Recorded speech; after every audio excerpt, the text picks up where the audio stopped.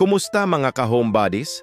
Alam nyo ba na may simpleng paraan para maiwasan ang pagbaha sa paligid ng bahay ninyo? Tama, ang regular na paglilinis ng roof gutter. Napansin ko kasi na marami sa atin ang nakakalimot sa importanteng bahagi ng bahay na to.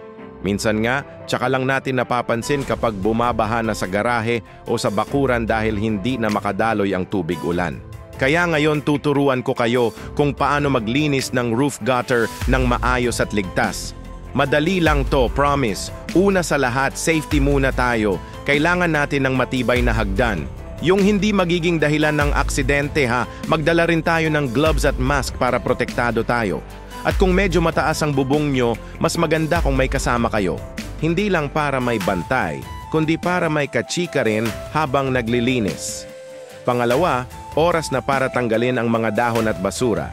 Pwede kayong gumamit ng scoop o kung naka-gloves naman, pwede ring kamay na lang. Pro tip, magdala ng timba para hindi magkalat sa baba yung mga dumi. Mas madali ring magtapon pagkatapos. Pangatlo, hugasan natin ang gutter gamit ang garden hose. Dito natin malalaman kung may bara sa downspout.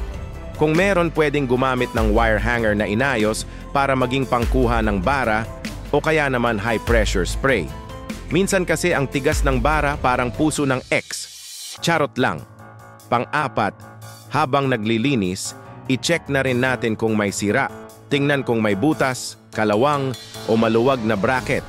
Mas maganda na ayusin agad to kaysa hintayin pang lumala at mas magastos pa. Panghuli, importante na regular tayong maglinis. Mga 2 hanggang 3 beses sa isang taon ang ideal. Mas madalas kung maraming puno sa paligid ng bahay nyo.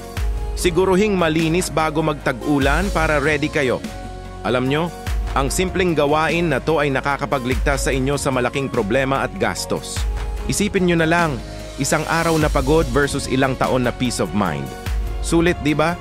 Bago ko tapusin, gusto kong i-share sa inyo na sa susunod na video, pag-uusapan natin kung paano gawing mas presko ang bahay gamit ang tamang roof ventilation system. Kasi sino ba naman ang gusto na parang nasa loob ng oven, di ba?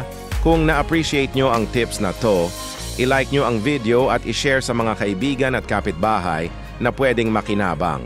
Don't forget to subscribe sa channel para updated kayo sa susunod nating home maintenance tips. Maraming salamat sa panonood. Hanggang sa susunod.